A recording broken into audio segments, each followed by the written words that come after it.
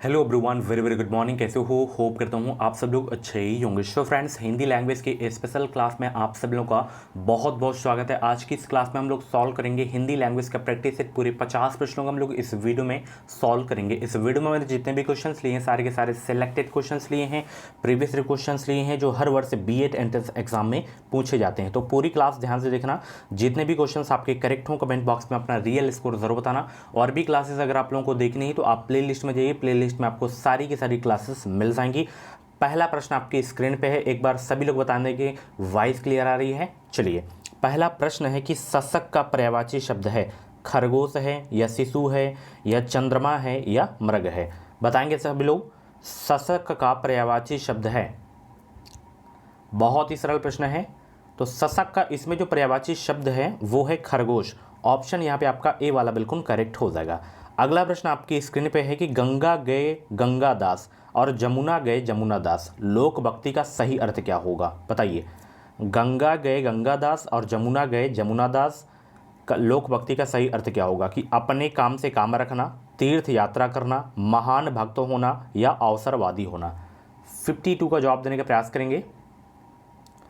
तो गंगा गए गंगादास और जमुना गए जमुनादास, लोक भक्ति का जो सही अर्थ होगा वो होगा अवसरवादी होना। ऑप्शन डी आपका बिल्कुल करेक्ट हो जाएगा। नेक्स्ट क्वेश्चन, सूर्य का पर्यायवाची इसमें नहीं है कौन सा? बताएंगे सब लोग। सूर्य का पर्यायवाची इसमें नहीं है कौन सा? भास्कर, दिवाकर, मयंक या सविता।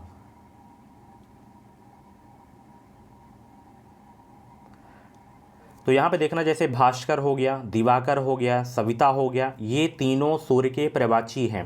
मयंक इसमें सूर्य का पर्यायवाची नहीं है। मयंक जो है ये जो है चंद्रमा का पर्यायवाची है। किसका पर्यायवाची है? चंद्रमा का पर्यायवाची है। तो ऑप्शन बी आपका बिल्कुल करेक्ट हो जाएगा। चलिए, प्रत्येक का छंद विच्छेद बताइए सब लोग। प्रत्येक का छंद विच्छेद। या और वा में कटा हुआ आपको जो है व्यंजन दिख जाए तो वहाँ पे आपका जो होता है यण संधि होता है। यहाँ पे संधि विच्छेद पूछ रहा है तो प्रतिधन अय हो जाएगा। कि सॉरी, प्रत्येक पूछ रहा है तो प्रतिधन एक हो जाएगा। ऑप्शन ए आपका बिल्कुल करेक्ट हो जाएगा। इंपॉर्टेंट क्वेश्चन था आपके एग्जाम के लिए, यण संधि का उदाहरण है। अगला प्रश्न, जो शास्त्र जानता है वह कहलाता है क्या? बताएं सब लोग। जो शास्त्र जानता है वह कहलाता है क्या? जानकार, विद्वान, शास्त्रज्ञ या शास्त्र ज्ञाता। जो शास्त्र जानता है वह कहलाता है शास्त्रज्ञ। क्या कहलाता है डियर? शास्त्रज्ञ कहलाता है। ऑप्शन यहाँ पे आपका बी वाला बिल्कुल करेक्ट हो जाएगा। अगला प्रश्न बहुत इंपॉर्टेंट है कि पुराण में इक प्रत्यय संयुक्त होकर शब्द बनता है कौन सा? पौराणिक, पुराणिक, पौराणिक या पौराणिक। बताइए सब लोग। पुराण में अगर हम इक प्रत्यय लगा देंगे तो संयुक्त होकर जो शब्द बनेगा कौन सा शब्द बनेगा ये आपको बताना है। बहुत अच्छे भाई, सभी लोग जवाब देने का प्रयास करेंगे। सभी को गुड मॉर्निंग, सभी को गुड मॉर्निंग। तो यहाँ पे देखिए आपका जो बन जाएगा सब संयुक्त होकर जो शब्द बनेगा पौराणिक बनेगा। तो यहाँ पे आपका ए वाला बिल्कुल करेक्ट हो जाएगा। जैसे यहाँ पे हाथ से हथियाना होता है, लात से लतियाना होता है, तो संज्ञा से बनने वाली क्रिया को क्या कहते हैं? परिणार्थक क्रिया कहते हैं या संयुक्त क्रिया कहते हैं या पूर्वकालिक क्रिया कहते हैं या नाम धातु क्रिया कहते हैं? हाथ से हथियाना, लात से लतियाना, तो इसे जो है नाम धातु क्रिया कहते हैं। कौन सी क्रिया कहते हैं? नाम धातु क्रिया कहते हैं। तो ऑप्शन डी आपका बिल्कुल करेक्ट हो जाएगा। और इस बार बेहतरीन अंकों के साथ अगर आपको बीएड में एडमिशन लेना है तो अभी के अभी एजुकेशन डिसाइड यूट्यूब चैनल को सब्सक्राइब करके बगल में बेल आइकन को ऑल पे प्रेस कर लेना, ताकि जो भी बीएड एंट्रेंस एग्जाम की अपडेट आए वो अपडेट आपको सबसे पहले हमारे चैनल के माध्यम से ही देखने को मिल सके। कुछ भी डाउट है तो आप कमेंट बॉक्स में अपना डाउट क्लियर कर सकते हैं। मीठा विशेषण से भाववाचक संज्ञा बनती है मिठापा, मिठाई, मिठास या मीठास। 58 का जवाब देने का प्रयास करेंगे। तो भाववाचक संज्ञा किसे कहते हैं? किसी भाव, गुण, दशा आदि का बोध कराने वाले शब्द जो होते हैं वो भाववाचक संज्ञा कहलाते हैं। मिठास का क्या हो जाएगा बताइए? मीठा हो जाएगा। तो यहाँ पे आपका जो है 58 का कौन सा सही हो जाएगा बताइए?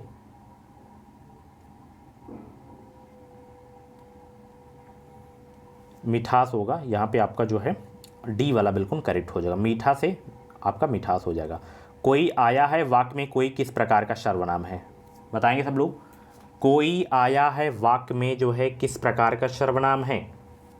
59 का जवाब देने का प्रयास करेंगे। तो देखिए कोई आ जाए, आपको देखने को मिल जाए, कुछ देखने को मिल जाए, ठीक है, तो वो आपके जो होते हैं वो अनिश्चयवाचक होते हैं सर्वनाम, ठीक है ना। सर्वनामों की संख्या कितनी होती है? 11 होती है। सर्वनाम के भेद कितने होते हैं? 6 होते हैं। ये भी आपको याद रखना है। अगला प्रश्न है, निम्न में से तत्पुरुष समास कौन सा है? तत्पुरुष समास का उदाहरण कौन सा है? इसमें बताइए सब लोग। प्रतिदिन, कोना कोना, पथभ्रष्ट, मारपीट। 60 का जवाब देने का प्रयास करेंगे। फटाफट जवाब देने का प्रयास करेंगे।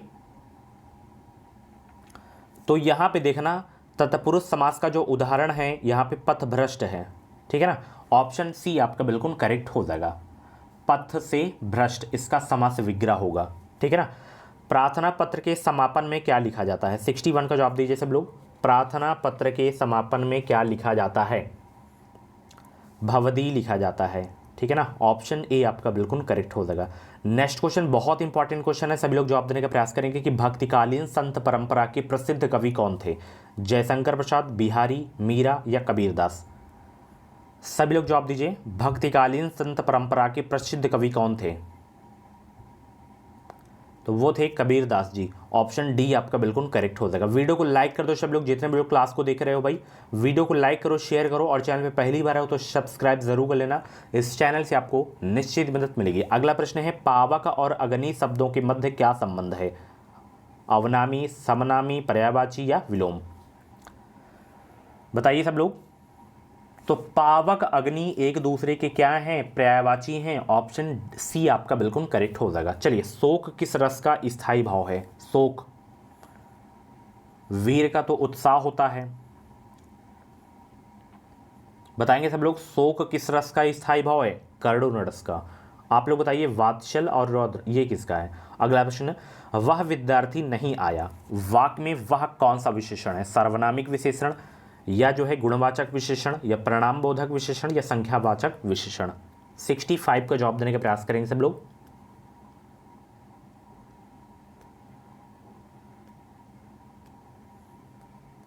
तो यहां पे वह जो है सार्वनामिक विशेषण है। ऑप्शन यहां पे ए आपका बिल्कुल करेक्ट हो जाएगा। आज्ञा का विपरीतार्थक शब्द क्या होगा? आज्ञा का। 66 का जवाब दीजिए। आज्ञा का विपरीतार्थक क्या हो जाएगा? विज्ञ हो जाएगा। ऑप्शन ए आपका बिल्कुल करेक्ट हो जाएगा। बहिरंग का विलोम शब्द क्या होगा? बहिरंग का, बहिरंग का विलोम शब्द क्या होगा? तो बहिरंग का विलोम शब्द हो जाएगा, क्या हो जाएगा बताइए सब लोग? अतरंग हो जाएगा। 67 का डी आपका बिल्कुल करेक्ट हो जाएगा। वीडियो की लाइक की संख्या बहुत ही कम है, तो फटाफट भाई वीडियो को लाइक कर दो। अगर आपको मुझसे बातचीत करनी है तो आप मुझे इंस्टाग्राम पे फॉलो कर सकते हो। इंस्टाग्राम आईडी की लिंक वीडियो के डिस्क्रिप्शन बॉक्स में दे दिया हूँ। आप मुझे फॉलो करके डायरेक्ट मुझसे बातचीत कर सकते हैं, अपना डाउट क्लियर कर सकते हैं। नेक्स्ट क्वेश्चन है, निम्नलिखित वाक्यों में से एक में अपादान कारक के विभक्ति चिन्ह का प्रयोग हुआ है। किसमें हुआ है अपादान कारक के विभक्ति चिन्ह का प्रयोग, ये आपको बताना है। मेज पर रखा हुआ गिलास का पानी बहुत शीतल था। दुधवा पार्क में बहुत से दर्शनीय जीव निवास करते हैं। पैरों से चलना यात्रा, समुदाय से चलना समाज, तथा देश और काल से चलना इतिहास कहलाता है। आकाश से गिरी एक बूंद कहीं मोती, कहीं विष तो कहीं कीचड़ बनी। तो इसमें बताइए किस वाक्य में अपादान कारक के विभक्ति चिन्ह का प्रयोग हुआ है, ये आपको बताना है।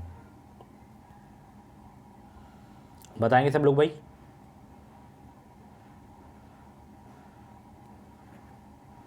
तो देखिए इसमें ये वाला, आकाश से गिरी एक बूंद कहीं मोती तो कहीं विष तो कहीं कीचड़ बनी, इसमें अपादान कारक है, ठीक है ना। जहाँ पे अलगाव की बात हो, जहाँ पे भय पैदा किया जाए, जैसे सीमा कुत्ते से डरती है, भय पैदा किया जा रहा है ना। और जहाँ पे तुलना की जाए, जैसे स्नेहा राम से सुंदर है, तुलना की जा रही ना एक दूसरे से कि सुंदर है उससे। तो ये तीन चीज़ याद रख लेना। जहाँ पे भय की बात की जाए, डर जहाँ पे पैदा किया जाए, जहाँ पे अलग किया जाए, जैसे वृक्ष से पत्ते गिरते हैं, अलग अलगाव की बात की जा रही है। एंड एक मैंने बता ही दिया जहाँ पे तुलना की जाए, तो ये अपादान कारक होते हैं। स्फूर्ति शब्द का तद्भव क्या होगा? स्फूर्ति शब्द का तद्भव क्या होगा बताइए सब लोग। 69 का जवाब देने का प्रयास करेंगे। स्फूर्ति शब्द का तद्भव होगा फुर्ती। ऑप्शन सी आपका बिल्कुल करेक्ट हो जाएगा। तुरंग शब्द का पर्यायवाची शब्द क्या होगा? फटाफट आंसर करेंगे। तुरंग शब्द का पर्यायवाची कौन सा होगा? तो तुरंग का पर्यायवाची इसमें है आपका वाजी, क्या है, वाजी है। ऑप्शन बी आपका बिल्कुल करेक्ट हो जाएगा। निम्नांकित शब्दों में स्त्रीलिंग शब्द है, कौन सा स्त्रीलिंग शब्द है बताइए सब लोग। रस्सा, धागा, सूत, डोर, कौन सा इसमें जो है आपका स्त्रीलिंग है। तो यहाँ पे अगर हम बात करें रस्सा की, तो रस्सा आपका पुल्लिंग शब्द है, सूत भी आपका पुल्लिंग शब्द है, धागा भी आपका पुल्लिंग शब्द है, डोर आपका जो है स्त्रीलिंग शब्द है। तो 71 का डी आपका बिल्कुल करेक्ट हो जाएगा, ठीक है ना। चलिए, निम्नांकित वाक्यों में एक में सकर्मक क्रिया का प्रयोग हुआ है, तो कौन सा वो वाक्य है जिसमें सकर्मक क्रिया का प्रयोग हुआ है। 72 को जवाब देने का प्रयास करेंगे। तो इसमें देखिए ये वाला वाक्य जो आपका है कि राम सो रहा है, इस वाक्य में सकर्मक क्रिया का प्रयोग हुआ है। ऑप्शन बी आपका बिल्कुल करेक्ट हो जाएगा। हिंदी दिवस मनाने की तिथि क्या है बताइए। हिंदी दिवस कब मनाया जाता है। प्रत्येक वर्ष 14 सितंबर को हिंदी दिवस मनाया जाता है। विश्व हिंदी दिवस पूछे तो 10 जनवरी को प्रत्येक वर्ष मनाया जाता है, ठीक है ना। अगला प्रश्न देखिए, जैसा करोगे वैसा भरोगे में जो है कौन सा सर्वनाम है बताइए सब लोग। पुरुषवाचक सर्वनाम, निजवाचक सर्वनाम, प्रश्नवाचक सर्वनाम या संबंधवाचक सर्वनाम। सभी लोग 74 को जवाब देंगे। आप लोग वीडियो को लाइक नहीं कर रहे हो तो फटाफट वीडियो को लाइक करो सब लोग। तो जैसा करोगे वैसा भरोगे, इसमें सर्वनाम कौन सा है, संबंधवाचक सर्वनाम है, ठीक है ना। संबंधवाचक, जैसा वैसा दिख जाए तो वहाँ पे आपका संबंधवाचक सर्वनाम होता है। आप दिख जाए, अपने आप जहाँ पे कार्य किया जाए तो वहाँ पे निजवाचक होता है, ठीक है ना। अगला प्रश्न देखिए, छा के बारे में सही नहीं है। छा के बारे में बताइए क्या नहीं सही है। 75 को जवाब देने का प्रयास करेंगे। तालव्य ध्वनि है, बिल्कुल सही है। महाप्राण ध्वनि है, बिल्कुल सही है। आघोष है, बिल्कुल सही है। कंठ ध्वनि नहीं है, क्योंकि कंठ जो होते हैं वो का वर्ग में होता है, का, खा, घा, ये सब आपके होते हैं। भवानी का पुल्लिंग क्या होगा, भवानी का पुल्लिंग क्या होगा बताइए सब लोग। भवानी का पुल्लिंग क्या हो जाएगा, भव हो जाएगा। क्या हो जाएगा, भव। ऑप्शन डी आपका बिल्कुल करेक्ट हो जाएगा। उत्पत्ति की दृष्टि से हिंदी शब्द समूह को कितने वर्गों में बांटा जाता है बताएंगे सब लोग। 77 का जवाब दीजिए। उत्पत्ति की दृष्टि से हिंदी शब्द समूह को कितने वर्गों में बांटा जाता है। 5, 3, 4, 2। तो 5 वर्गों में बांटा जाता है। वो कौन कौन से 5 वर्ग हैं। तत्सम हो गया, तद्भव हो गया, देसी जिसे देशज के नाम से जानते हो, विदेशी हो गया, संकर शब्द हो गया। तो यहाँ पे ऑप्शन ए आपका बिल्कुल करेक्ट हो जाएगा। जो कठिनाई से प्राप्त किया जा सके शब्द समूह के लिए एक शब्द क्या होगा बताइए सब लोग। जो कठिनाई से प्राप्त किया जा सके शब्द समूह के लिए एक शब्द क्या होगा, दुर्लभ होगा। क्या होगा, दुर्लभ। ऑप्शन सी आपका बिल्कुल करेक्ट हो जाएगा। वे शब्द जो विभिन्न पदों, वाक्यों अथवा वाक्य खंडों को जोड़ते हैं कहलाते हैं क्या। वे शब्द जो विभिन्न पदों, वाक्यों अथवा वाक्य खंडों को जोड़ते हैं वो कहलाते हैं समुच्चय बोधक, ठीक है ना। ऑप्शन सी आपका बिल्कुल करेक्ट हो जाएगा। किस वर्ग के व्यंजन अंतःस्थ व्यंजन कहलाते हैं। फटाफट आंसर करेंगे। किस वर्ग के व्यंजन अंतःस्थ व्यंजन कहलाते हैं। या वर्ग के व्यंजन अंतःस्थ व्यंजन कहलाते हैं, या वाला, ठीक है ना। अगला प्रश्न, निम्नांकित में से कौन सा शब्द भाववाचक संज्ञा नहीं है इसमें। 81 का जवाब देने का प्रयास करेंगे भाई सब लोग। तो यहाँ पे अस्तित्व की बात करें तो ये आपका भाववाचक है, ठीक है ना। थकावट की बात करें तो ये भी आपका है। हरियाली भी आपका भाववाचक है। बेईमान आपका नहीं है भाववाचक संज्ञा। ऑप्शन यहाँ पे सी आपका बिल्कुल करेक्ट हो जाएगा। इंपॉर्टेंट क्वेश्चन आपके एग्जाम के लिए, ठीक है ना। अगला प्रश्न देखिए, निम्नांकित में से कौन सा शब्द गुणवाचक विशेषण नहीं है बताइए। गुणवाचक विशेषण कौन सा नहीं है, फटाफट बताने का प्रयास करेंगे सभी को भाई। गुड मॉर्निंग सभी को, गुड मॉर्निंग। तो यहाँ पे देखना, बहुत गुणवाचक विशेषण नहीं है, बाकी सब हैं आपके। नरम, सुगंधित, आपका ईमानदार। Option A. निम्नांकित में से कौन सा शब्द अग्नि शब्द का पर्यायवाची नहीं है इसमें। 83 का जवाब देने का प्रयास करेंगे। अग्नि शब्द का पर्यायवाची नहीं है कौन सा। तो पावक है इसमें, है ना, व्राही भी है और अनल भी है। तो यहाँ पे अमी जो है अग्नि शब्द का पर्यायवाची नहीं है। 83 का ऑप्शन डी आपका बिल्कुल करेक्ट हो जाएगा, ठीक है ना। अगला प्रश्न देखिए, सूत शब्द का तत्सम क्या होगा। सूत का फटाफट आंसर करें। 84 का जवाब दीजिए। सूत शब्द का तत्सम क्या होगा, सूत्र हो जाएगा यहाँ पे। आध्यात्मिक शब्द का विलोम क्या होगा। आध्यात्मिक शब्द का विलोम बताइए सब लोग। तो आध्यात्मिक शब्द का विलोम हो जाएगा भौतिक। क्या हो जाएगा, भौतिक हो जाएगा। ऑप्शन डी आपका बिल्कुल करेक्ट हो जाएगा। रिक्त स्थान की पूर्ति करें क्या है। कभी भी अपने मित्र की उन्नति पर क्या ना करो? वैराग्य ना करो, द्वेष ना करो, अहंकार ना करो या ईर्ष्या ना करो। 86 का जवाब देने का प्रयास करेंगे।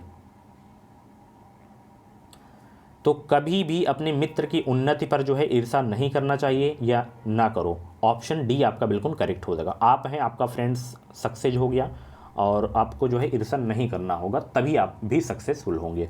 कौन सा शब्द यहाँ पे शुद्ध है बताइए सब लोग। उज्ज्वल लिखा हुआ है तो उज्ज्वल का शुद्ध शब्द कौन सा है ये आपको बताना है। फटाफट जो जवाब दीजिए सब लोग। उज्ज्वल का शुद्ध शब्द कौन सा है भाई? 87 का जवाब देने का प्रयास करेंगे।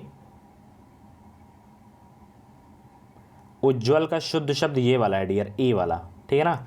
जब मीरा पढ़ती है तो मोहन सोता है। रचना के आधार पर वाक्य का प्रकार बताइए, कौन सा वाक्य है इससे? तो ये आपका मिश्र वाक्य हो जाएगा। ऑप्शन ए आपका बिल्कुल करेक्ट हो जाएगा। चलिए, सांझ होते ही पक्षी अपने अपने नीर को लौट आते हैं। वाक्य में रेखांकित शब्द के स्थान पर सही शब्द का प्रयोग कीजिए। नीर का क्या होगा? नीर का, तो नीर का जो अर्थ होगा डियर पानी हो जाएगा। क्या हो जाएगा? पानी हो जाएगा। बट यहां पे पक्षियों की बात की जा रही है ना, पक्षियों की बात की जा रही है, तो यहां पे घोंसला हो जाएगा उसका अर्थ। ठीक है ना, नीड भी आप मान सकते हो। तो ऑप्शन सी यहां पे आपका बिल्कुल करेक्ट हो जाएगा। ठीक है ना। चलिए अगला प्रश्न देखिए। रेखांक निम्नांकित में से कौन सा शब्द अशुद्ध है? यहां पे 90 का जवाब दीजिए। यहां पे देखना, आपका अशुद्ध ये वाला है, विशिष्ट। ठा नहीं होता है, टा होता है विशिष्ट में, ठीक है ना। बाकी सब सही है। दुरुपयोग में उपसर्ग बताना है। दुरुपयोग में उपसर्ग बताना है आपको। दुरुपसर्ग है ये वाला। चलिए, इसका संधि विच्छेद बताइए। धर्मावलंबी का संधि विच्छेद क्या होगा? धर्म धन अवलंब धन ई हो जाएगा। क्या हो जाएगा? धर्म धन अवलंब धन ई हो जाएगा। ऑप्शन सी आपका बिल्कुल करेक्ट हो जाएगा। आन प्रत्यय से बनने वाला शब्द कौन सा है? आन प्रत्यय से बनने वाला शब्द कौन सा है? तो देखिए, लगान, लास्ट में क्या निकल के आ रहा है? आन, तो लगान में आन प्रत्यय है। ऑप्शन ए आपका बिल्कुल करेक्ट हो जाएगा। जिसकी लाठी उसकी भैंस में लाठी और भैंस संज्ञाएं हैं, शेष दोनों शब्द क्या हैं?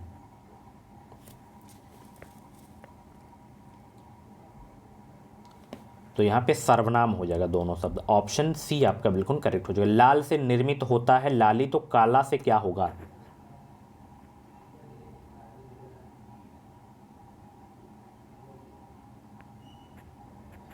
तो काला से काली हो जाएगा। ऑप्शन सी आपका बिल्कुल करेक्ट हो जाएगा। रोना का सकारात्मक रूप क्या होगा? रोना का बताएंगे सब लोग भाई। वीडियो को लाइक करो भाई, सभी लोग वीडियो को लाइक करो, शेयर कर दो। रोना का सकारात्मक रुलाना हो जाएगा। ऑप्शन ए आपका बिल्कुल करेक्ट हो जाएगा। आवाज उठाना मुहावरे का अर्थ क्या होता है? सभी लोग 97 का जवाब देने का प्रयास करेंगे। आवाज उठाना मुहावरे का अर्थ क्या होता है? विरोध करना होता है। ऑप्शन डी आपका बिल्कुल करेक्ट हो जाएगा। सड़ानन शब्द का संधि विच्छेद क्या होगा?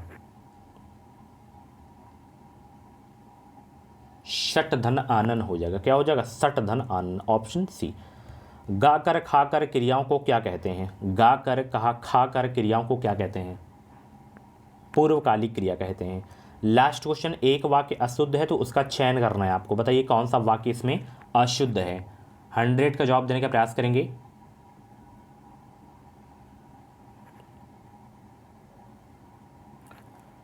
ये तीनों आपके सही हैं, उसके अंग अंग सजाए गए हैं, तो यहाँ पे केवल एक अंग होना चाहिए, तो ए आपका बिल्कुल अशुद्ध है। ठीक है। सो फ्रेंड्स, ये थी आज की जो है हिंदी लैंग्वेज की स्पेशल क्लास। कैसी रही क्लास? कमेंट बॉक्स में अपना फीडबैक जरूर देना।